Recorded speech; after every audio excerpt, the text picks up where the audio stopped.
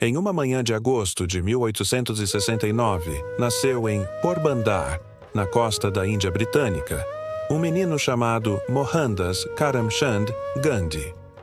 Filho de família humilde, desde cedo ele aprendeu a importância do respeito aos mais velhos e da busca pela verdade.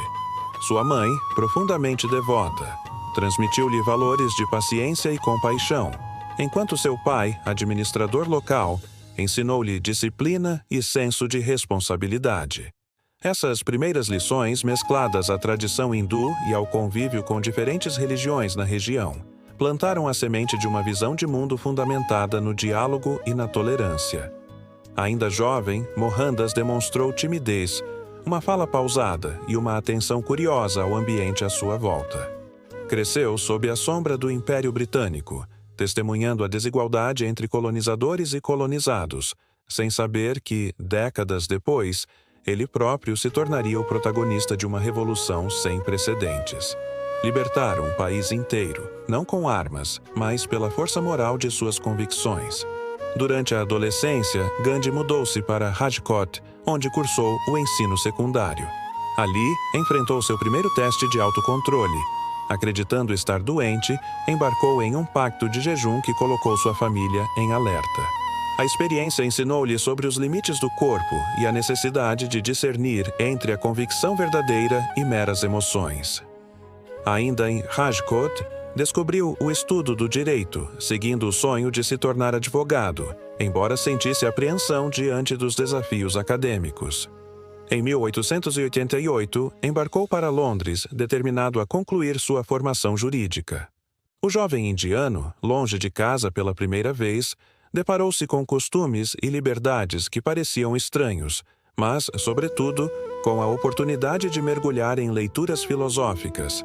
Ele devorou obras de Tolstói, Ruskin e Thoreau, cujas ideias sobre não violência e simplicidade viriam a nutrir sua própria filosofia de vida. Na capital britânica, Gandhi adotou uma dieta vegetariana e estudou as tradições religiosas ocidentais, mantendo contato com a comunidade indiana e com colegas de diferentes confissões. Essa convivência multicultural reforçou sua crença na possibilidade de uma ética universal. O princípio de que nenhum ser humano é inimigo de outro. De volta à Índia, em 1891, Gandhi enfrentou o preconceito de colegas europeus e indianos que o consideravam ingênuo ou radical.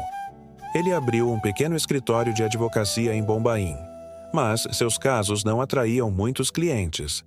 Foi então que, em 1893, surgiu o convite para atuar como assessor jurídico de uma firma em Durban, na África do Sul. Uma experiência que mudaria para sempre o curso de sua vida. Ao pisar em solo sul-africano, Gandhi sentiu rapidamente o peso do racismo institucionalizado. Em uma viagem de trem, foi obrigado a ceder o carro primeira classe a um passageiro branco, mesmo tendo o bilhete pago. Revoltado, recusou-se a abandonar seu assento e foi expulso da composição. Essa humilhação desencadeou nele um despertar político. Se um simples advogado indiano podia ser tratado como um cidadão de segunda classe, então era hora de resistir.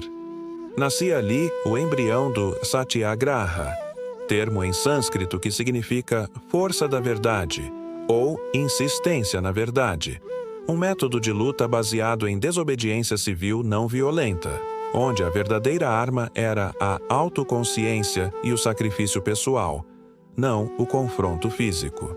Ao longo dos 17 anos seguintes, Gandhi liderou comunidades indianas na África do Sul, organizando protestos pacíficos contra leis discriminatórias, como o passe de identificação obrigatória e a distinção de assentos em transporte público.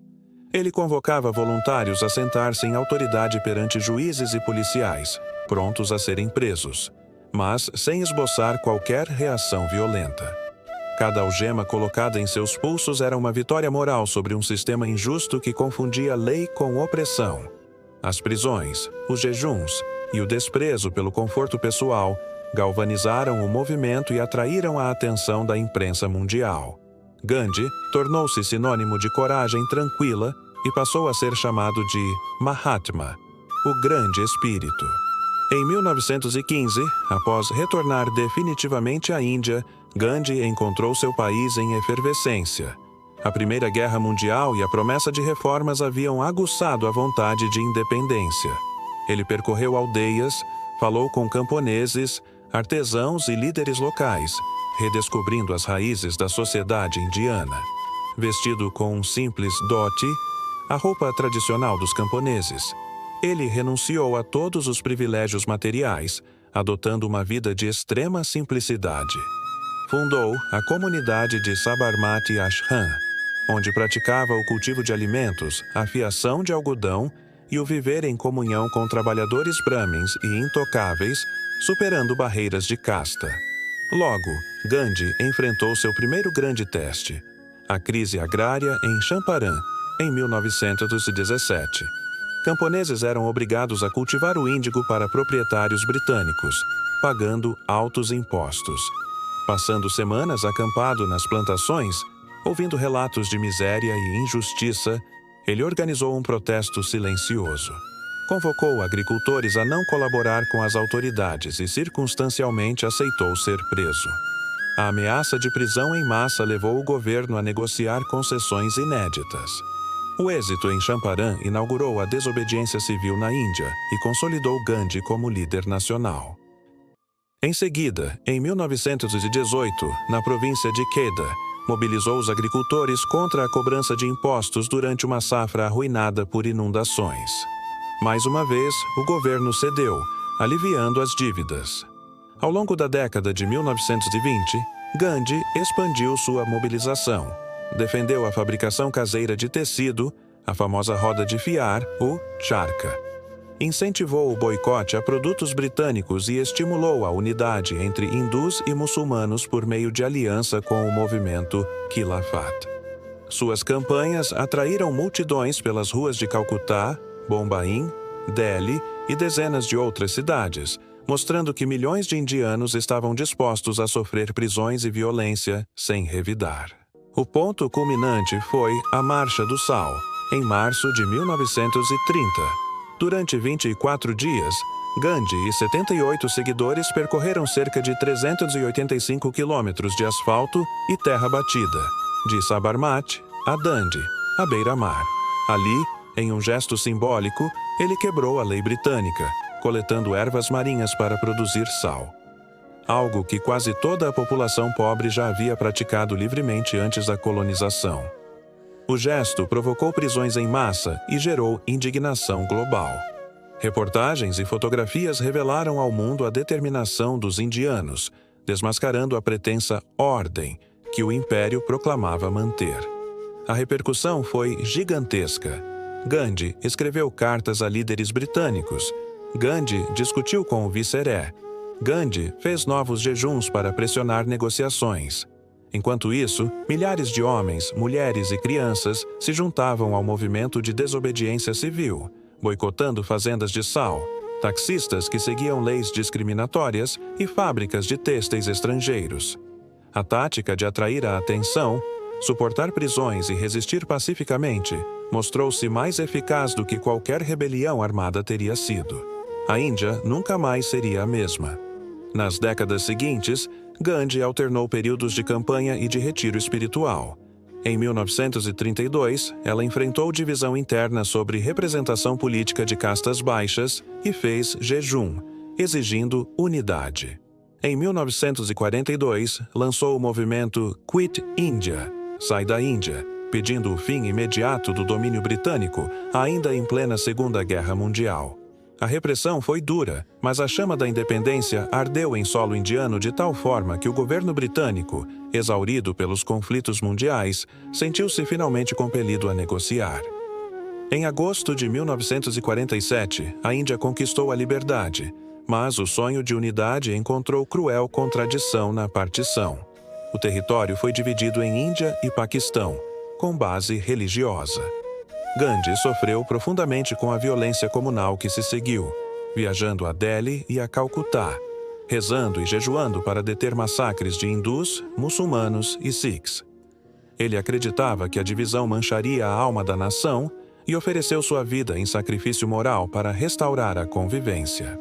Em 30 de janeiro de 1948, ao entardecer, enquanto conduzia sua oração vespertina em um dos pátios da Birla House, em Nova Delhi, Gandhi foi atingido por 3 disparos. A notícia da sua morte espalhou-se como um trovão, mergulhando a nação em luto profundo. Milhões acompanharam suas cinzas no rio Ganges, transformando a dor em renovada determinação de seguir seu legado. O método de Satyagraha ensinou ao mundo que a verdadeira mudança social não depende de armas, mas da firmeza pacífica, da recusa em agir com ódio. Décadas depois, líderes como Martin Luther King Jr. e Nelson Mandela reconheceram Gandhi como farol moral. Movimentos de direitos civis, campanhas ambientalistas e protestos por justiça social em todo o planeta carregam em si o eco de sua estratégia: a desobediência civil sem violência. Sua vida mostrou que o indivíduo, armado apenas pela coerência entre palavras e ações, é capaz de desafiar impérios. Hoje, quando erguemos cartazes em manifestações, quando sentamos em passeatas silenciosas ou fazemos boicotes, seguimos os passos de Gandhi. Sua mensagem permanece urgente. A conquista da liberdade e da dignidade humana não exige depredação, mas disciplina interior. Não demanda balas, mas coragem para enfrentar a adversidade sem traçar um único traço de violência.